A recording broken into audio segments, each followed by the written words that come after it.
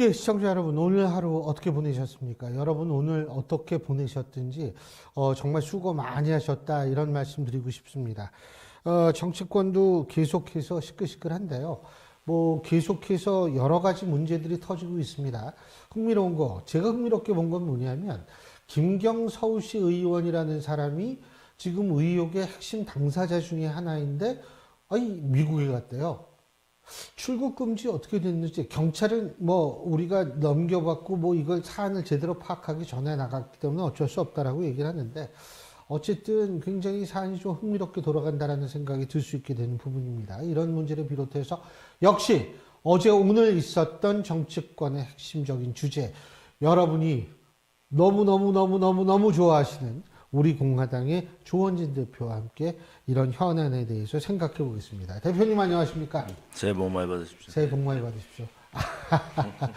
아이고, 근데 새해 벽두부터 난리도 아닌데 어떻게 보세요? 지금 일단 이거부터 좀 여쭤보고 봐야 될 것 같은데, 김도우 의원이 정책위 의장을 그만두고, 근데 이제 이게 설이 두 가지가 있더라고요. 하나는 뭐냐면 부산시장에 출마하기 위해서 그만뒀다라는 설이 있고, 또 하나는 뭐냐면 장동체제의 마이웨이에 더 이상 이게 어떻게 할 수가 없어가지고 그만뒀다라는 식인데, 어느 쪽이라고 보세요? 전재수 장관 사퇴하기 전에는 예. 김도읍 의원이 아마 부산시장에 그렇게 강력한 의지가 없었을 거예요. 그런데 현재로서는 김도읍 의원이 부산시장으로 가면 저는 괜찮겠다 이런 생각을 가져요. 원래 김도읍 의원은 불출마 선언하고 국회를 이제 안 하겠다 이렇게 선언했다가 다시 이제 요청해서 나왔지 않습니까? 그런데 장동혁 체제에서 할 수 있다 없다, 당대표가 있으면은 정책위는 정책위 일을 하는 거지. 예. 정책의장으로서 정책위 일을 하는데 당대표하고 무슨 상관이 있죠? 저는 그 논리는 끼워 맞춘 논리인 것 같고, 예. 본인의 이제 국회의원으로서의 역할은 다 했다, 이런 생각을 하지 않겠습니까? 부산시장에 녹할 가능성이 훨씬 더 짙다. 저는 그래 보고 있습니다. 그래서 이걸 그만뒀다. 근데 일각에서는 장동혁 대표 취지의 마이웨이가 좀 문제가 있다라는 얘기들을 많이 하는 것 같은데, 자, 한 가지 사례를 본다면 윤리위원 7명을 지명을 했잖아요. 근데 원래 이게 명단이 나가면 안 된다며요. 그게 실질적으로 일벌백계해야 될 사항이죠. 명단이 바뀌는 나가면 거. 안 되죠. 왜냐하면 윤리위는 어쨌든 좀 징계 문제를 하는 거 아닙니까? 그럼 윤리위원들이 비공개가 원칙인데, 그 윤리위원이 명단이 나가서 온 SNS에 돌고 이런단 말이에요. 그거는 있을 수 없는 일이다. 그래서 저는 장동혁 체제를 떠나서 예. 윤리 명단 공개에 대한 발언지를 찾아내서 거기에 대한 일벌백계를 해야 된다. 이렇게 보고 있죠. 왜냐하면 윤리위원이 구성되면 윤리의 담당자가 굉장히 지금으로 한동훈이나 김종혁이나 이런 사람들의 반발이 있을 거 아닙니까? 예. 그래서 윤리는 어느 정당이든 윤리는 신분에 대한 비공개를 원칙으로 하는데, 그 공개됐다는 그 자체에 대해서 저는 굉장히 의아하다 이래 봅니다. 그 의아하다라고 한다면 조금 더 설명을 해주시죠. 문제는 윤리 공개 자체가 의도적으로 누가 공개를 했다 이렇게 보지 않습니까? 예. 그렇지 않으면 삽시간에 저렇게 퍼질 리가 없고, 거기에 압박을 넣는 윤리위원 두 사람이 또 사퇴하는 사태까지 벌어졌기 때문에 당의 기강 차원에서도 윤리를, 우리같이 작은 당에서도 저런 일이 없습니다. 아니, 근데 공개됐다고 또 사퇴까지 두 명이 하는 이유는 본인이 압박을 받았겠죠. 여러 가지로. 또 윤리 공개되면은 윤리위원회에 대한 인사검증이 들어가잖아요. 그게 있을 수 없는 일이죠. 윤리위원회에 대한 인사검증을 또 한다는 게 그거 참 웃기는 일이죠. 윤리위는 당대표가 이제 요청을 해서 지명을 하는 거 아닙니까? 그리고 최고의 의결을 거치는 건데, 그런 상황에서 윤리위원장이 선임되지도 않은 상태에서 윤리위원이 사퇴했다, 이런 부분들은 어떠한 세력들에 의해서 조직적으로 흔들고 있다, 저는 그렇게 봅니다. 특정 세력이 당을 조직적으로 흔들고 있다. 그 특정 세력이 어딜까요? 한동훈 걔라고 볼 수 있잖아요. 지금 윤리 당원 게시판 문제에 징계 문제가 거론되고 있는 한동훈, 또 한동훈을 계속 지켜야 되겠다는 일부 언론들, 또 김무성 같은 그러한 사과파들, 그런 사람들이 지금 전체적으로 한동훈 지키기에 나선 거 아닙니까?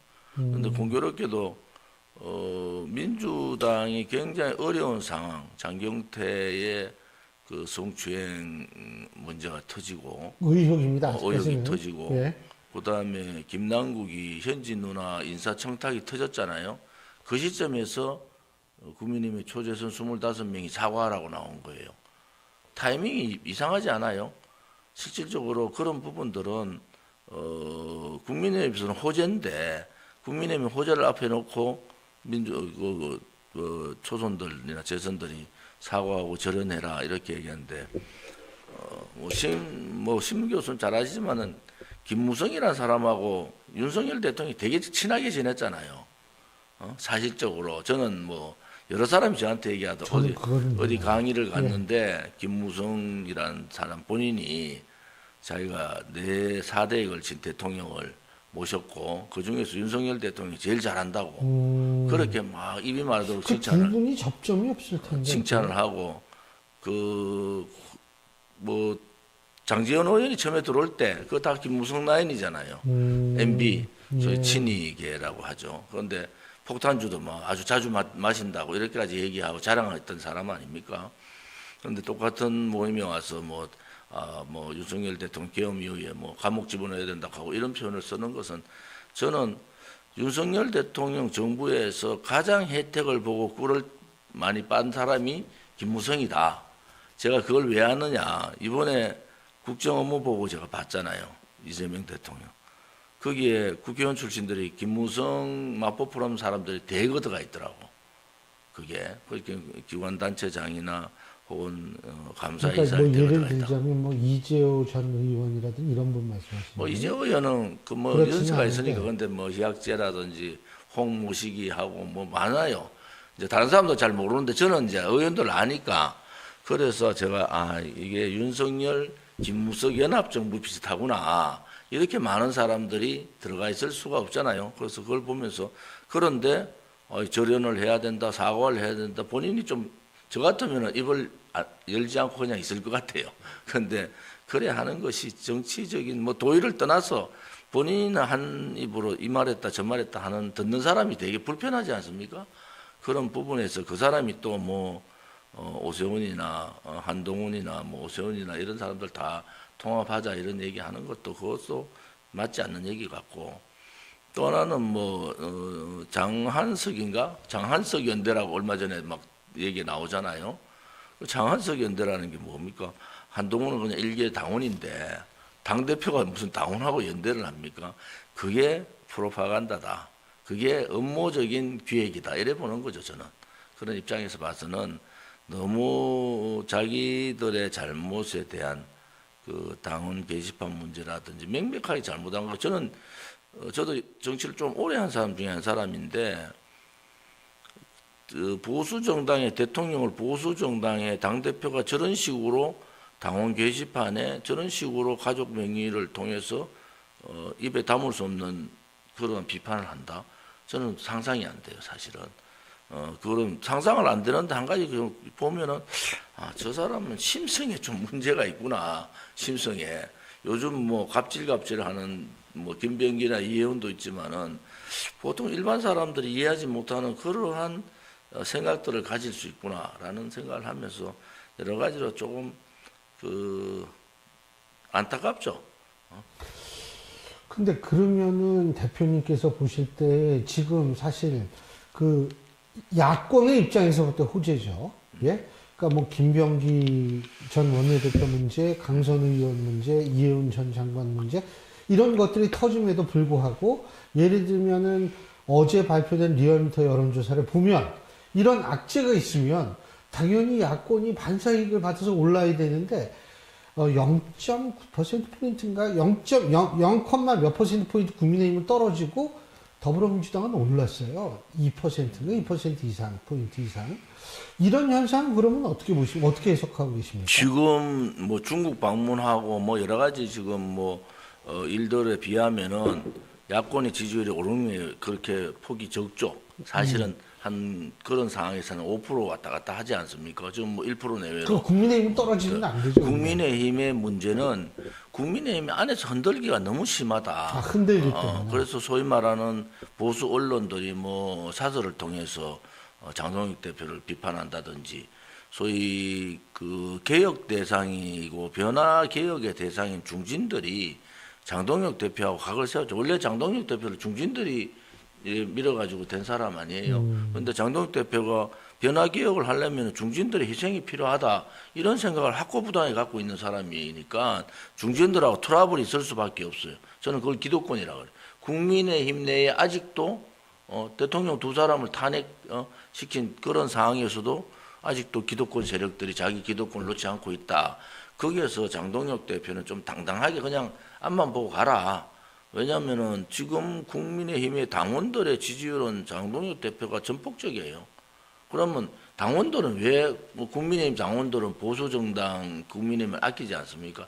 가장 제일 아끼는 게 당원들 아니겠어요? 그런데 어떻게 당원들에 대한 그 장동혁 대표의 지지율은 폭발적인데 주변의 사람들은 그렇게 수긍을 안 하고 있잖아요. 그런 부분에 있어서는 저는 지금 장동혁 흔들기가 너무 도가 지나치다. 너무 도가 지나치다. 자기들의 잘못부터 먼저 생각을 해야 되는데 장동혁 대표가 만만치 않다. 지난번에 필리버스터 24시간 하면서 보니까 이 사람 만만치 않은 사람이다. 이런 느낌을 받아서 더 강하게 몰아붙이는지 모르지만은 한동훈 단계 문제라든지 이거는 원칙대로 하는 게 좋겠다. 지금 여기서 밀리면은 국민의힘의 변화 개혁의 기대는 거의 접어야 된다. 전 그래요. 그러니까 이게 소위 저들이 말하는 쇄신을 얘기하지만은 쇄신하지 않겠다는 사람들이 쇄신을 얘기하는 거예요. 왜 기득권 소위 중진들이 장동혁 대표에 대해서 저렇게 비판적으로 하고 있는가라는 부분은 저는 장동혁 대표한테 점수를 좀 더 줍니다. 지금 소위 두 대통령을 탄핵한 국민의힘이 또 거기에 관여했던 4선, 5선 그러한 중진들의 행태가 저는 옳지 않다고 보는 사람이거든요. 그래서 솔직히 말하면은 뭐 저는 자진 좀 사퇴들 해라. 지방선거 어렵다는데 그런 변화는 전혀 하지 않고 자기들의 기득권만 지키려는 사람들이 대부분 다다. 그런 부분에 있어서는 장동혁 대표가 요즘 뭐 하도되고 있는 부정부패와의 건절 또 소위 당의 변화와 개혁 이런 부분을 꾸준하게 끌고 가면은 국민들의 지지는 있을 거다 이래 보는 거죠. 근데 지금 당장 보면 당심하고 민심이 좀 유리됐다라는 분석이 많잖아요. 어떻게 보세요? 당신과 민심의 유리가 아니고 뭐 주영이란 저하고 친구인데 좀 이번에도 뭐 이상한 말을 했던데 주영 말을 그대로 빌리면 100만 이상의 당심은 민심이다. 100만 이상의 당심은 민심이다. 그러니까 이게 뭐 몇십만이 아니고 100만이 넘는 당심이 어떻게 민심하고 유리가 될 수 있습니까? 그것을 그렇게 갔으면 좋겠다는 사람들의 생각이지. 그러면 민주당은 당심하고 민심이 저렇게 괴리가 있다 이런 근데 그게 당 지지도에 좀 나타나는 거 아니에요? 그거는 뭐 각 지지도를 보는 여론조사 상황에서 좀 다를 거예요. 그다음에 지금 현재 이제 지방선거 이제 시작하는 거잖아요. 한 5개월 남았는데 여기에 따르는 국민의힘에 가는 길이 아까 말씀드린 대로 국민들의 호응을 얻을 수 있는 국민의힘이나 민주당이나 지금 국회의원들의 부패 문제들, 갑질 문제에 대해서 국민들이 화가 많이 나 있잖아요. 예. 그것을 헤쳐나갈 수 있는 장동혁의 입장이 좀 필요하다. 저는 그렇게 봅니다. 그리고 또 한 가지는 요새 이제 그 제일 뜨겁게 관심을 받고 있는 분들 있잖아요. 자, 이해운 전 의원이 장관 임명이 될 거라고 보십니까? 어떻게 보십니까? 저는 뭐 근본적으로 하면 안 됩니다. 당위론적 말고 현실적으로. 현실적으로도 안 되죠. 왜냐하면은 이게 일반적으로 그 인턴 사원 20대 인턴 사원한테 예. 그 엄마뻘 되는 위원장 의원이 그렇게 말을 한다? 저는 도저히 상식적으로 이해가 안 돼요. 그런 말 표현을 하는 자체가. 그래서 녹취 중에서 이재명 형수 녹취 다음으로 제가 너무 충격을 받았어요. 아마 자식을 두고 있는 부모 마음이 이거는 뭐 경제정책의 변화다, 중도회원하자 이거는 전혀 다른 차원이고 해서는 안 되는 인물이다. 왜 또 하나는 왜 그렇게 검증을 못했나? 저도 국회에 같이 있어봤잖아요.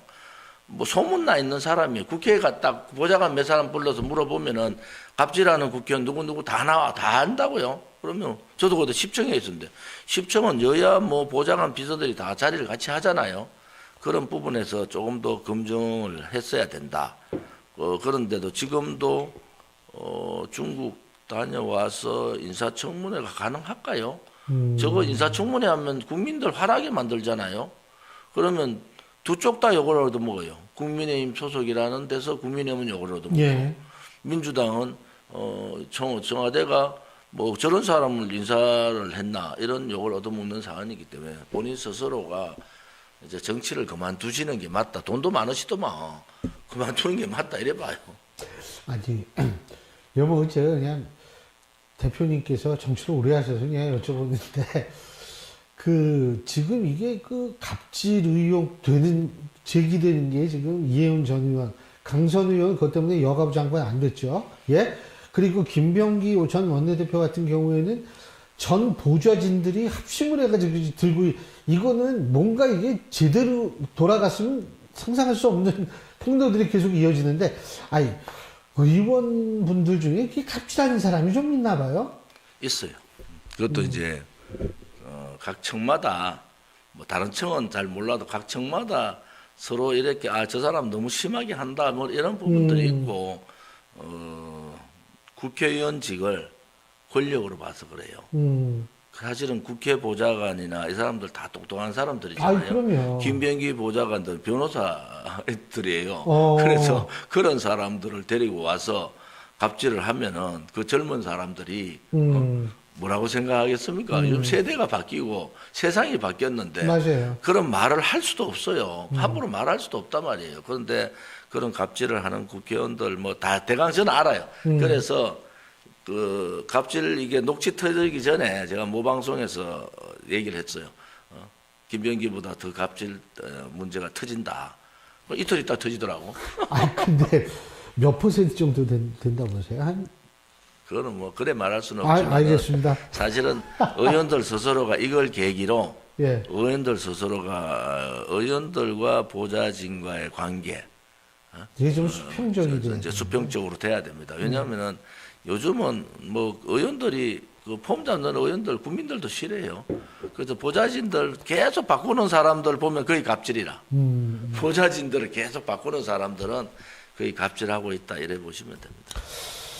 자, 그리고 김병기, 강선우 두 의원에 대해서 저희가 얘기를 했는데, 지금 사실 김병기 전 원내대표와 강선우 의원의 대화의 핵심 인물이 됐던 김경 서울시 의원, 지금 미국에 있다는 겁니다. 물론 뭐 돌아오겠다라고 얘기를 했는데, 뭐 언제 돌아올지 우리가 알 수가 없는 거고, 그래서 지금 나오는 게 경찰이 왜 출국 금지를 안 시켰냐 이건데 어떻게 보세요? 전형적인 봐주기 수사죠. 그러니까 경찰 수사를 못 믿겠다는 거 아닙니까? 검찰을 해체시키고 모든 그런 수사들을 경찰이 가져가면은 경찰이 제대로 해야 되잖아요. 예. 그걸 제대로 못 하고 있다. 저는 그래 보고 다른 거로 제가 생각할 때는 지금 이재명 정권이 6개월 됐잖아요. 예. 6개월 동안에 벌어진 일들을 보면 제가 상상을 못한 일들이 벌어진 거예요. 예. 자, 이춘석 의원 원내대표 보좌관 명의 도용해가지고 주식 투자했잖아요. 그 다음에 김남국 사건 터졌잖아요. 인사청탁 현지 누나 사건 터졌잖아요. 그 다음에 전재수 장관 통일교에서 돈 받아가 장관 사퇴해버렸죠. 그 다음에 강선호 문제 장관 취임도 못하고 인사청문회도 못하고. 물론 이제 전재수 장관이 이제 본인은 안 받았다 그러니까. 그건 제가 얘기하는 건 그런 의혹 때문에 일단 지금 현상만 그렇죠. 얘기하는 거예요. 현상만 얘기하죠. 근데 김병기 문제 터졌죠. 이게 그냥 한 곳에서 터지는 게 아니고 또 최민희 그 위원장이 국감기간에 국회에서 결혼식기가 얼마나 문제가 많았습니까? 저는 이재명 정권의 총체적인 부패다. 그러니까 이게 이 권력을 한 곳에서 쥐고 있으니까 그 권력을 견제할 수 있는 세력이 없으니까 부패로 갈 수밖에 없어요. 썩을 수밖에 없는데 그것이 6개월 안에 이렇게 수도 말도 꺼내기 싫은 그런 부끄러운 일들이 터졌다. 그 다음에 이제 활용점정 이혜원을 기획예산 장관으로 선임을 했어요. 야, 참 해도 너무한다. 그런데 왜 아까 말씀대로 그런데 왜 지지율이 오르죠? 그러니까 이게 6개월 동안에 보통 임기 중에 1년 내에 1년 내에 벌어져야 할 일들이 6개월 안에 있다. 저는 그게 바로 언론의 역할이다 보는 거예요. 이 언론이 통제되고 방송통신법에 의해서 언론이 장악되면은 언론의 비판 기능이 줄어들기 때문에 얼마나 많은 총체적인 부패가 있어도 거기에 대한 부패에 대한 국민의 인식이 늦는 거예요. 그리고 언론이 공정하게 이런 문제가 터지면 언론에서 벌써 난리가 나서 아니 지금 6개월 이재명 정권 6개월 만에 이런 대형 사건들이 터지면은 이재명 대통령 스스로가 사과하고 이런 대책을 세워라. 앞으로도 이게 계속 총체적인 부패가 나올 거다. 이런 입장으로 봐서는 저는 언론의 균형적인 그러한 공정 보도, 그 다음에 심층 취재, 부패에 대한 부분은 여야를 막론하고 언론이 소위 취재하고 할 수 있잖아요. 근데 왜 조용하냐고. 이 문제가 보수 정권의 6개월 안에 이런 문제가 터졌다. 이러면 어떻게 했습니까? 언론이 가만히 있겠습니까? 그런데 이 문제가 지금 터졌어요. 한 건도 아니고 7, 8건이 지금 터져버렸어. 6개월 안에. 그런데도 지지율이 안 내려가. 그게 잘못된 거잖아요. 지지율이 당연히 내려가야 되잖아요. 국민의힘의 지지율은 당연히 올라가야 되잖아. 그런데 지방선거도 이런 언론의 편향적인 언론에 의해서 지방선거를 치를 수 있을까? 저는 상권을 장악했다. 이거보다 언론 방송이 민노총에서 장악된 거에 대한 그러한 부분들이 좀 이러한 그 지지율 변동에도 상당히 영향이 있고, 그 다음에 부정부패하는 쪽을 언론이 견제하려면 누가 합니까? 그거를 취재할 수 있는 그러한 그 능력을 가지고 있는 게 언론들 아닌가요? 그런데 지금 언론이 제대로 가고 있는가? 저는 아니라고 보거든요. 지금 이 정도로 터지면 언론에서 사설로 총체적인 이재명 정권의 부정부패에 대해서 단죄해라. 안 그러면 이재명 정권도 총체적인 부패의 한 몸으로 공범으로밖에 볼 수 없다. 이런 거 아니겠습니까? 그런데 언론이 조용해요. 지금 장동혁에 대해서 사설은 나와. 그런데 이 이재명 정권의 이 어마무시한 부패 스캔들, 이러한 말도 못하는 갑질 스캔들에 대한 부분들은 조용해요. 그래서 그런 부분들이 앞으로 환경이 저는 좀 비관적으로 보는 게, 언론 방송이 민주노총에서 장악됐다는 거 다 알고 그러면은 그러한 상황에서 과연 대한민국의 정치가 올바른 정치가 될 수 있을까라는 데 대해서도 걱정을 많이 하고 있습니다. 지금 말이에요. 이혜원 전 의원 케이스 같은 게 또 나올 가능성이 있다고 보세요? 그러니까 다시 말해서 보수 진영 인사 혹은 국민의힘 인사 중에서 또 이렇게 픽하는 일이요. 통일교 특검한다 그랬잖아요. 예. 그래서 저는 통일교 특검할 때, 야, 이게 통일교가 일단 지금은 쪼개기 후원금은 아직 손도 안 댔어요. 쪼개기 후원금은 국민의힘이 훨씬 더 위험하다. 왜냐하면 그 당시에 단체장이 국민의힘이 훨씬 많이 되고 국민의힘이 압승한 선거였어요. 그러면 통일교가 쪼개기 후원금을 손댔을 때 민주당이 칼을 댈까 국민의힘이 칼을 댈까? 쪼개기 후원금은 굉장히 쉬운 얘기잖아요. 내가 돈을 줬는데 후원금 받은 사람이 알면은 불법, 모르면은 불법이 아니에요. 그러면 그 차이가 뭐예요? 내가 돈 준 사람이 저 사람이 돈 전화해서 안다 그러면 그게 불법인 거잖아요. 이제 그 문제가 터질 거예요. 그런데 민주당이나 지금 이재명 정권은 통일교 플러스 신천지까지 얘기하잖아요. 저는 솔직히 말씀드려서 통일교고 신천지고 이렇게 돈으로 정치권에 개입해서 정치에 줄을 달고 하는 것은 발본색원해라. 이것은 완전히 이번 참에 완전히 끝을 내라. 그래가지고 그걸 가지고 자기들이 신자가 좀 있다고 그걸 표를 의식해서 유혹을 한다든지 혹은 그런 길을 정치권에 압력을 넣는다든지 하는 건 잘못된 거잖아요. 그래서 여야를 막론하고 이참에 통일교나 신천지나, 저도 신천지도 선거 때 지금 통일교하고 똑같이 특정 후보를 지지하고 이런 경우가 있었어요. 그런 부분에 대해서 철저하게 해서 수사를 하는데, 근데 혹시 그 저 여권에서 또 장관 지명이 있을까? 야권에서, 그러니까 야권 인사 중에서 어떻게 보세요? 하기 힘들걸요 이제. 왜요? 이해운 사태를 보고 누가 가겠어요? 군을 장관은 그냥 쉽게 뭐 아이고 저 양반 몸도 아프고 그랬으니까 그냥 이렇게 그냥 봐준 거예요. 사실 이 야권에서 보수청에서도. 그런데 이혼 사태를 보면서 야 이제 가면은 이제 배신자 해가지고 엄청나게 두드려 맞는데 그 용기를 가지고 갈 수 있는 사람 거의 없어. 아마 갈 수 있는 사람 한 사람 있죠. 홍준표. 왜 그렇게 생각해요? 그 사람은 뭐 자기 이익되는 부분에서는 어디라도 다 갈 수 있는 그러한 사람이니까. 그래서 저는 뭐 이제 그 요청도 안 하지만은 거기에 가려는 사람들도 되게 걱정을 하고 갈 거다. 그래서 저는 뭐 가기 힘들다 이래 봅니다. 이혼 이후에. 너무 이게 막 이렇게 되니까 알겠습니다. 끝으로 한 가지만 더. 그 지금 이게 본의 아니게 이게 뭐 좀 분명히 국제 문제인데 우리나라 관심 많이 가는 문제. 마두로 어떻게 보세요? 마두로가 했는 행위를 보면은 우리가 계속 지속적으로 이재명 정권 보고 좀 경고를 한 것이 왜 베네수엘라 마두로식으로 가느냐.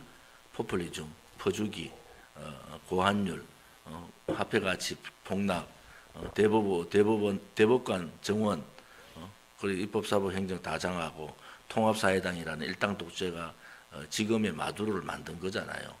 차베스 때부터 시작이 된 거예요. 차베스 때 했는데 아무튼 마두로가 또 미국 코앞에서 마약 카르텔에 연계돼가 있었다. 그러다가 지금 신냉전 시대에 지금 미국은 오로지 관세 협상에 처음부터 끝이 다 중국이잖아요. 중국을 겨냥한 건데 그러한 상황에서 친중 행각을 하고 중국하고 이렇게 하는 부분에 대해서 미국이 그런 부분에 대해서 조금 불편한 점이 있었다. 하나는 인구가 베네수엘라 2,800만이에요. 네. 그런데 700만이 탈출했어요. 맞습니다. 그러다고 2만 명이 살해됐습니다. 그러한 독재국가 중에서도 비도덕적, 비인권적 독재국가를 우리나라의 소위 말하는 진보 측에서 조국 혁신당이나 이런 데서 옹호를 해요. 저는 그것은 진보의 가치라는 인권과 민주라는 가치에서도 벗어나는데 어떻게 옹호를 할 수가 있습니까? 인구의 4분의 1이 탈출하고 2만 명이 살해당하는 이 나라를 그런 독재국가 중에서 가장 전형적인 악질적 독재국가다. 저는 그런 부분을 봐서는 미국의 입장에 손을 들어주고 있다 이래 봅니다. 알겠습니다. 근데요, 여기 지금 방송에서 공개적으로 한 달에 한 번만 나와주세요. 네? 딱 그 진짜 약속이요. 아니 날짜를 정하시죠. 진짜로. 네. 제가 한 달에 꼭 한 번씩 좀 모시고. 알겠습니다. 원래 매주 모시고 싶은데 그게 시간이 없어가지고 오늘 말씀 잘 들었습니다. 고맙습니다. 네.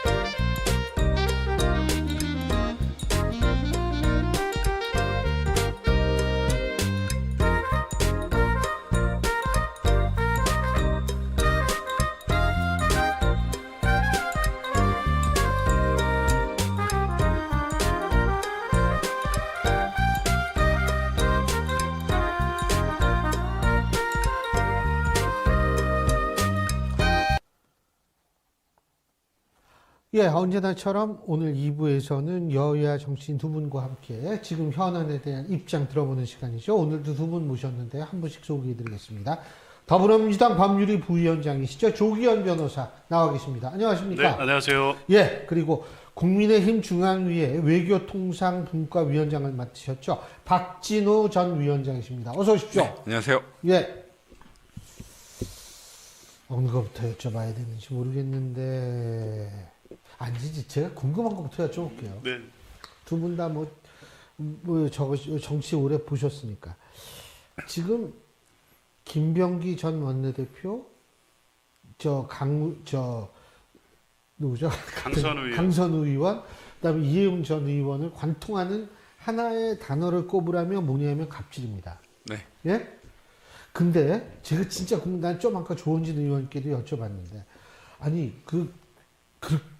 이게 우연히 어떻게 사람을 하다 보니까 이 갑질이 이렇게 한 사람만 되는 건 아닐 수 있다라는 생각이 들거든요.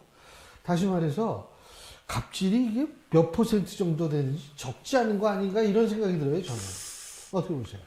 근데 지금 이제 문제되고 있는 정도는 드물다. 그렇죠. 그렇게 일반화시킬 정도는 아닌데 예. 사실은 뭐 의원회관에 말들이 많고 보좌관들 숫자도 꽤 많기 때문에 그런 일이 있으면 다 이제 서로들 앙황회자되죠. 사실은 알고 있죠. 어떤 의원실은 어떻더라. 뭐 그걸 딱 상징적으로 보여주는 게 이제 의원실 보좌진 교체가 많은 방, 이런 방에 대해서 일단 말이 많이 돌기 시작하는데 그 정도의 차이 같은 건 있을 것 같아요.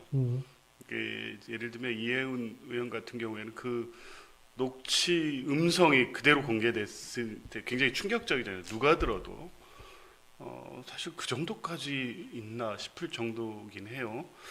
근데 옛날에는 교수님 다 아시겠지만 당에서는 이제 당직자들은 공노비라고 하고 예전엔 그랬습니다. 그 보좌진들은 산노비라고 이렇게 표현했어요. 그냥 그 조직의 어떤 완벽히 막 고착화된, 그래서 이 상부의 지시나 이런 거에 따를 수밖에 없는 이 지위.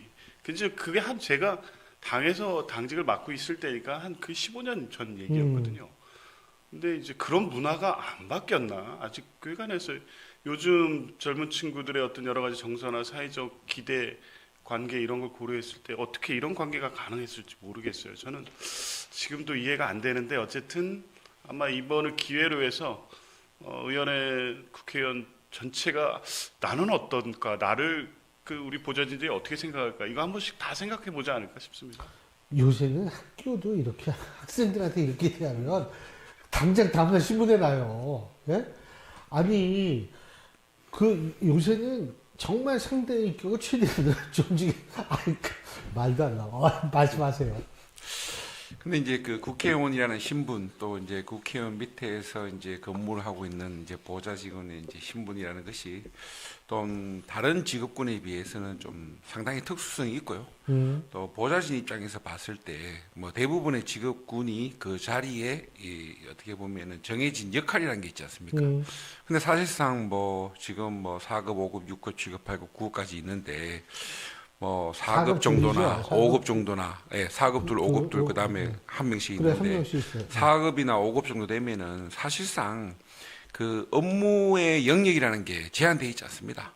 기본적으로 상임위 활동, 그다음에 심지어 지역구. 뭐 지역구 활동도 마찬가지고, 또 뭐 지역구의 온갖 잡다한 민원, 그리고 또 뭐 의원님에 관련된 개인적인 일도 마찬가지고, 그런 일을 이제 처리하는 과정에 있어서 개인적인 뭐 김장도 해주고 그런 뭐 그런 일은 뭐 제가 봤을 때는 뭐 많지 않을 것 같고요. 예. 근데 뭐 사사로운 개인적인 일도 돌봐드려야 되고, 또 사회는 많이 변화됐지만 특히 우리 국회, 뭐 저도 이제 경험해봤지만 국회에 있는 이 업무에 있어서, 그 다음에 그 어떠한 이제 그 일 문화라 할지, 이거는 크게 변화되지 않은 것 같아요. 그리고 뭐 의원과 그 보좌 직원 간의 문제도 있지만 보좌 직원 간의 또 문제도 심각합니다. 그래서 뭐 우리 이제 국회에서 이제 운영 중인 이제 소위 말하는 대나무 숲이라는 익명 게시판, 그 보좌 직원들이 그게 이제 대나무 숲은 모든 데 다 있어요. 그게.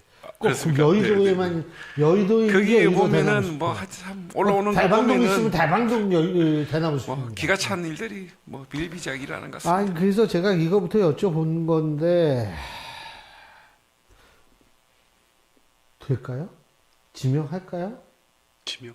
이혜훈 전 의원 계속 이게 사실 청문회는 아니 물론 그래요. 전 대통령의 인사권 그건 대통령의 인사권에 속한 문제이기 때문에 뭐 청문회가 어떻게 되든 지명하는 건 문제가 없지만 대통령의 의지 궁금해서 여쭤본 거예요. 일단 뭐 청문회를 보고 청문회가 끝난 다음에 여론까지 보고 판단하겠다 이런 입장이시지 않을까 싶어요. 일단 뭐 반복해서 강훈식 비서실장이 방송에 출연해서 얘기하던데 이제 본인이 판단하기 그런 표현을 대통령이 직접 쓴 건 아니지만 이번 인사를 좀 도전이다 생각한다고 보는 것 같다라고 얘기를 하더라고요. 그러니까 이게 쉽지 않은 인사일 거고 여러 단계의 검증 내지 고개를 넘어야 될 것만큼 어려운 인사라는 것은 대통령이 알고 한 건 분명합니다. 근데 이제 그 첫 번째는 뭐 자질 능력이었죠. 그때 기획예산처 장관으로서 보면 이혜훈 그 후보자의 경력을 보면 관련된 기획예산 관련된 부분은 전문성과 어떤 뭐 이거 충분히 갖췄다고 볼 수 있고 두 번째는 이제 비상계엄 내란과 관련돼서 표현된 입장들을 과연 국민들, 뭐 지지자는 말할 것도 없지만 일반 국민들이 수용할 수 있겠느냐. 이 부분은 충분히 사과하고 변화된 입장을 통해서 그게 잘못됐고 위헌이고 위협이다. 이런 입장을 반복함으로써 국민들이 이 변화된 입장을 수용할 수 있으면 될 텐데 그게 이제 가장 중요한 고비라고 생각했는데 의외로 지금 도덕성 문제가 계속 터지고 있는 거죠. 가장 자극적인 건 그 보좌진 녹취록이었고 근데 한편 지금 청문회를 봐야 된다는 것, 이 윤리적 문제, 여러 가지 부동산 문제부터 계속 나오고는 있는데, 이제 그걸 책임을 떠넘긴다는 게 아니라, 보통 이제 국회의원 출신들 장관 내정되면, 강선우 의원 빼고 아마 거의 100% 지금까지 다 통과가 됐을 거예요. 왜냐하면 그건 국회의원이기 때문에 상대 의원들이 봐줘서 그런다, 뭐, 그런 것보다는 실제 선출직 공모 하다 보면 재선 3선 이렇게 가면 국민들로부터 선거를 통해서 평가받고 검증받는 과정이 있었기 때문에 가능할 거라고 봤고 아마 이번에 내정하면서도 이혜훈 의원 관련돼서 그 전에 어떤 별다른 시비사항 이런 게 보이진 않았잖아요. 그러니까 이렇게 이런 문제가 부각이 되고 국민의힘 이걸 공격할 거라까지 예상하지 못한 부분이 있어서 이 두 고비를 다 넘어야 되는데 일단은 청문회를 지켜보겠다는 거고 저는 웬만하면 임명하겠다는 의지가 더 있을 것으로 보는데 현재 시점 기준으로 청문회까지 했는데 도저히 안 된다는 여론이 더 커져버리면 그때는 숙고할 수밖에 없는 상황일 것 같아요. 제가 우리 박 위원장님한테 딴 거, 그 윤리위원 국민의힘이요.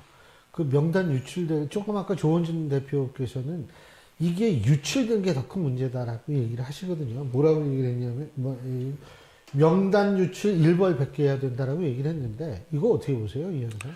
뭐 분명 명단 유출한 것은 잘못된 문제인 것이고요. 그렇지만 이제 이제 최고위원회에서 그러한 인선을 논의하는 과정에 최고위원들뿐만 아니라 뭐 당직자 중 여러 사람들이 참여하고 있는 과정에서 또 이같이 첨예한 문제가 뭐 과거에 봤을 때 뭐 이번뿐만 아니라 뭐 여야를 떠나서 사실상 절대적으로 비밀을 지킨다는 것은 현실적으로 불가능한 상황이었다라고 저는 이제 좀 판단이 됩니다.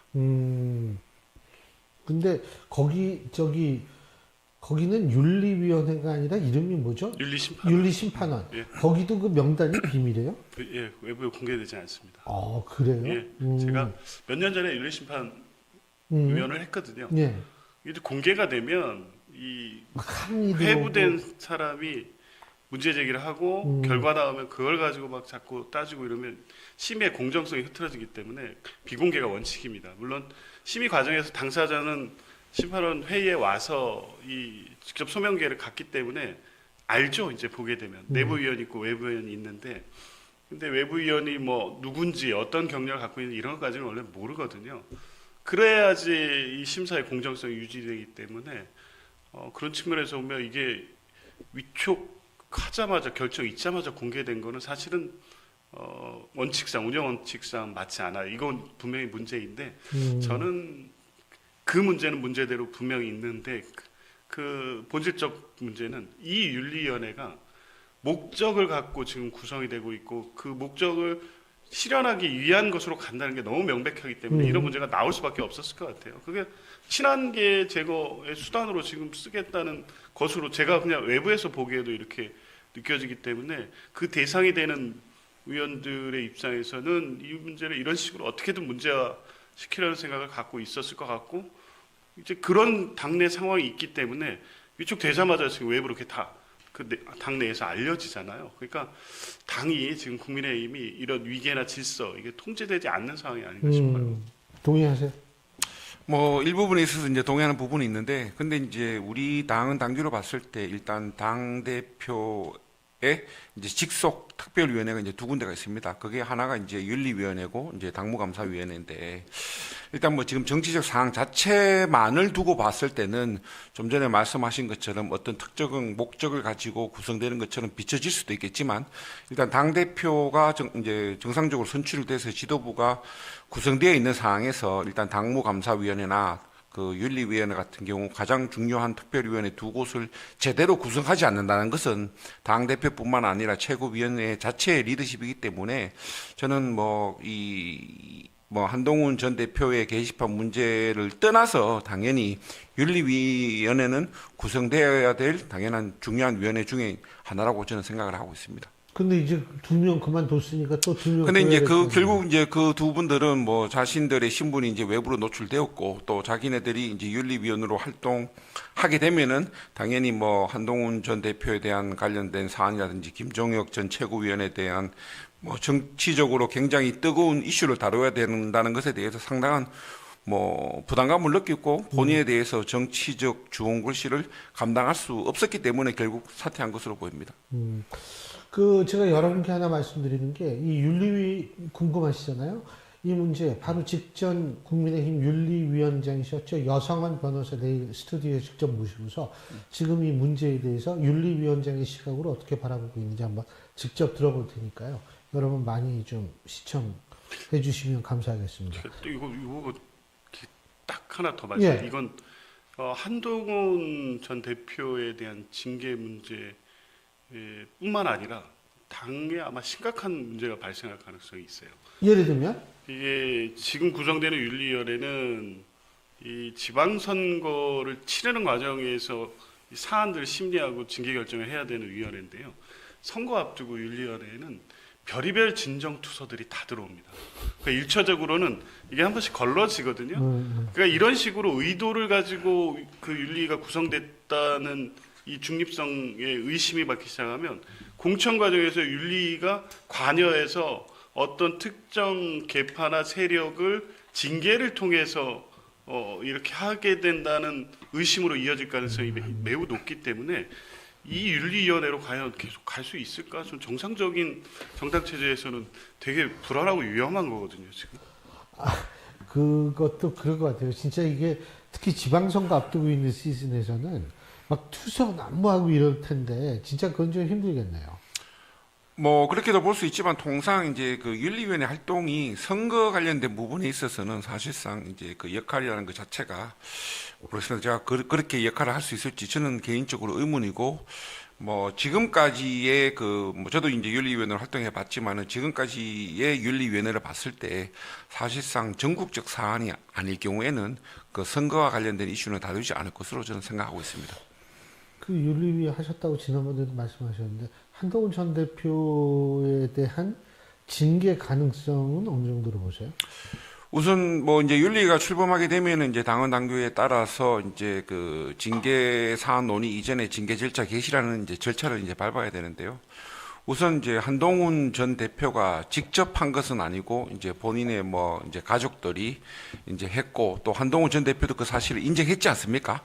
뭐 자기는 이제 본인 표현에 따르면 자기는 몰랐는데 나중에 알게 됐다라는 것은 자기도 사실 이제 인정했는 상황인데 중요한 거는 이제 뭐 윤리위원회가 사실상 이 그 당의 윤리위원회이기 때문에 당원이 아니면은 사실상 이제 그 처벌을 할 수 있는 권한이 없는 거죠. 그렇게 되면은 그 게시글을 올린 그 사람들은 지금 당원이 아니기 때문에 그 사람들에 대해서는 저희들이 처벌을 할 수 없고 다만 이제 그 한동훈 전 대표가 사실상 그걸 알고도 묵인했냐 안 했냐 이 부분에 대해서인데 근데 그 증명이 그거에 가능한 게 대해서는 아니잖아요. 그렇죠. 그거에 대해서는 뭐 한동훈 전 대표가 아니다라고 하면은 그거를 뭐 그렇잖아요. 객관적으로 증명할 수 있는 방법은 쉽지 않을 것으로 보이고요. 다만 이제 뭐 민주당도 마찬가지고 우리 당도 마찬가지지만 저희들이 이제 그 윤리위원회에서 이제 징계를 이제 그 의결하는 과정에 보면은 여러 가지 좀 정무적 판단을 요하는 그 징계 사유가 많습니다. 생각보다. 그런 부분에 있어서는 저는 개인적으로 한동훈 전 대표가 사실상 그 사실을 인정했고 뭐 그에 대한 뭐 좀 어떻게 보면 명확한 입장 발표는 있어야 될 것이고 또 그것에 대한 명확한 입장 발표 이전에 뭐 몇 건이 뭐 발표됐는데 그 중에 몇 건은 진짜인데 몇 건은 뭐 동명이인이다 이런 식으로 좀 그 이슈를 뭐 분산시키려 하려고 하는 자세는 정치인으로서는 좀 적절하지 않다고 생각합니다. 그러니까 이게 민주당에서만 이런 일이 터져다 그것도 징계 사안이 되나요? 저는 글쎄요. 일단 당사자가 아닌 거, 가족이고. 근데 지금 아마 그 책임을 묻는다면 결국 가족의 행위지만 당 대표에 영향을 미쳤기 때문에 그렇게 몇 분이 계속 반복적으로 댓글을 올린 게 아니냐. 이게 당의 품위를 손상했다. 아마 이렇게 징계 사유를 구성할 것 같은데, 저 이걸 징계 사유로 삼을 수 있을지 의문이에요. 그냥 경고 뭐 정도는 할 수 있을지 모르겠어요. 어쨌든 당 대표 신분인데 당의 가족들이 대통령을 직접적으로 그게 이제 당시에 한동훈 대표가 공격을 받고 있었기 때문에 가족들이 나서 사실 일단 또 방어한 문제인데 그것도 더군다나 외부적으로 어떤 명예훼손이나 모욕적 되는 게 아니라 당원들의 게시판이었단 말이에요. 이거를 징계 대상으로 삼는 사례가 제가 아무리 봐도 별로 없어요. 그러니까 특정 뭐 선거를 앞두고 상대 후보를 모욕하거나 허위 사실을 이 공개된 게시판에 선거에 영향을 역적으로. 미치거나 이런 거는 이제 분명히 징계 사유가 될 수 있는데 사실은 좀 과하고 격한 편 이게 적절하지는 않죠. 가족들이 나서서 더군다나 당의 중요 역할 뭐 대표까지 하신 분이 뭐 그 적절하지 않은 것과 그것을 이유로 해서 해당 그 당의 대표를 징계하는 문제는 다른 차원의 문제거든요. 저는 이 자체가 이 비정상적이라고 봅니다. 알겠습니다. 김도욱 정책위의장 그만둔 거, 네. 뭐 그런 건 어떻게 보세요? 우선 뭐 이제 제가 알기로는 이제 뭐 갑작스럽게 그만뒀다기보다는 이제 사퇴 부산시장 의사는 나가려고 이제 그러는 충분히 이제 비추었고 뭐 일부에서는 이제 그런 뭐 정치적 해석도 있습니다. 네. 이제 부산시장 출마를 위해서 준비하고 있는 것 아닌가. 근데 근데 김도욱 뭐 의원이 아주 중립적이고 아주 양반이거든요, 네. 이분이. 네. 그런데 이제 뭐 최근에 이제 뭐 사퇴한 것에 두고 뭐 당내에서 뭐 이제 장동혁 대표 리더십에 대해서도 뭐 이제 마이웨이에 많은 뭐 대한 뭐 평가를 하고 있는데 일단 김도우 의원이 본인이 사퇴 이유에 대해서 명확하게 밝히지 않은 상황에서 예. 뭐 다양한 정치적 해석을 내놓는 것이 지금 상황에서는 적절치 않은 것으로 보입니다.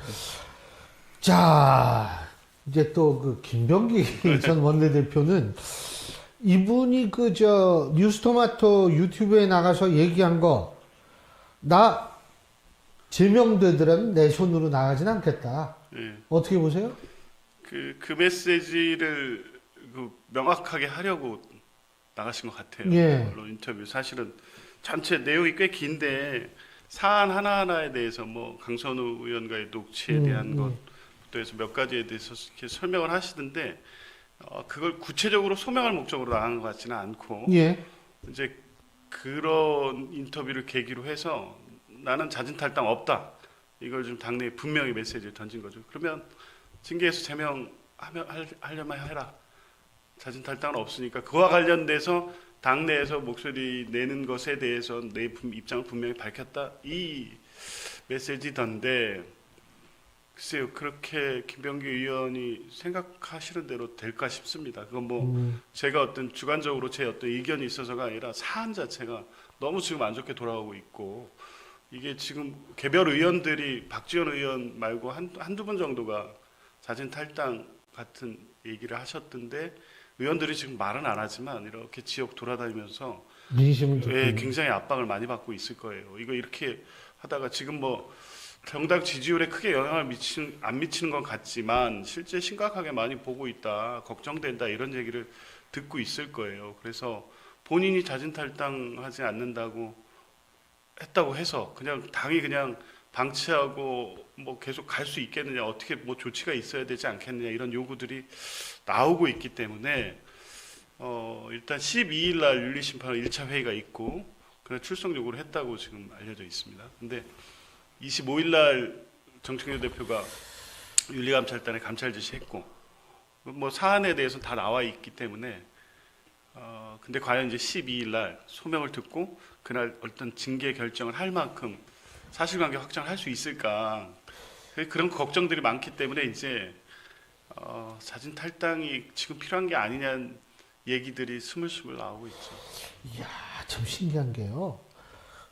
돈을 받은 사람이 없어요. 여기는. 와, 그거 참 신기하더라고. 예? 그 돈을 받았다라고 보관하고 있다라는 분도 난 돈 받은 적 없다. 우리 강선우 의원도 뭐 돈을 받은 적이 없다. 뭐, 와, 그 아무도 받은 거 없으면 제가 좀. 근데 어떻게 보세요?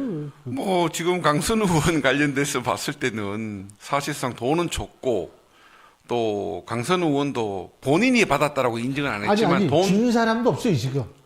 김경시 의원도 나는 준 적이 없다라고 그런 걸. 아니, 돈 자체를 준 적이 아닌 공천의 대가로 준 적이 없다라고 말해요. 예. 뭐 근데 이제 강선우 이제 의원 같은 경우도 본인이 직접 돈을 받았다라고 인정하지는 않았지만 돈 받은 거는 인정을 했잖아요. 물론 이제 자기 뭐 사무국장 보좌관이 받았다 그러죠. 근데 이제 그 사람이 이제 받지 않았다라고 하니까 뭐 그 세 분의 말을 종합했을 때는 그 돈은 그러면 결국 이제 강선우 의원한테 갖다는 그 뺏게 더 되겠습니까? 아니, 현실적으로? 저는, 근데 원래 그 법조인이시니까 원래 좀 이렇게 뇌물 사건은 그 받은 사람도 없고 준 사람도 없고 이런 경우가 좀 있죠.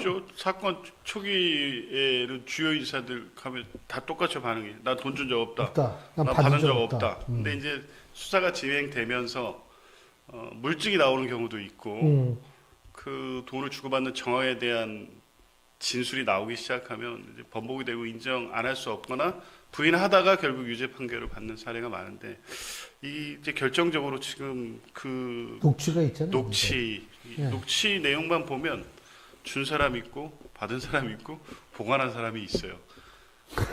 이 지금 다 부인한다고 해서 이 정황상 그리고 그 다음 날에 있었던 공관위 회의에서 컷오프 됐던 후보가 단수 공천이 됐어요.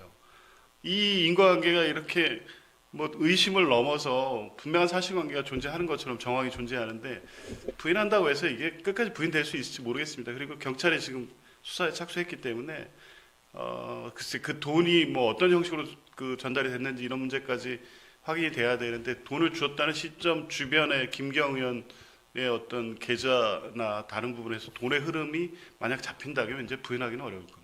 근데 그 지금 말씀하셨는데 김경시 의원이라는 사람이 지금 미국에 있어요. 네. 그 참 신기한 게 그 좀 문제가 있는 사람들 자식들은 다 미국에 있는 경우가 많아요. 근데 어쨌든 미국에 있어요. 미국에 갔어요. 문제는 출국 금지를 왜 안 했느냐. 경찰이 얘기하길 우리 이첩 받아가지고 이게 좀 어떻게 뭔가 좀 이렇게 하려고 하고 나서 출국 금지 하려고 그랬는데 벌써 나갔더라. 이런 입장인데 어떻게 보세요? 뭐 좀 악의적으로 이제 본다고 하면은 수사 정보가 미리 샜을 수도 있고요. 또 뭐 그와 상관없이 경찰에서 이제 수작을 할 것이니까 우선 나가서 좀 시간을 벌어보자라고 이제 뭐 시간 벌면 뭐가 바뀌나요? 뭐가 바뀐다라기보다는 그간에 또 어떻게 보면은 어쨌든 관련자들끼리 사실상에 서로 뭐 더 많은 대화를 나눌 수 있겠죠. 자유롭게. 뭐 들어온다 그러는데 들어올 거라고 보세요? 뭐 들어오지 않을까 싶습니다. 근데 뭐 과연 그 시기가 경찰에서 필요한 시기에 딱 맞춰서 들어올지. 근데 뭐 지금 나간 걸로 봐서는 그 시기에 딱 맞춰서 들어오기 같진 않고요. 근데 요새는 그 미국이 비자 단속을 열심히 하기 때문에 예? 거기 그 불법 체류하고 이러기 힘들거려. 잘못하면 그때 그 어디야 조지아 공장인가요? 그런 꼴 날 수도 있으니까 일찍 들어오는 게 나을 텐데.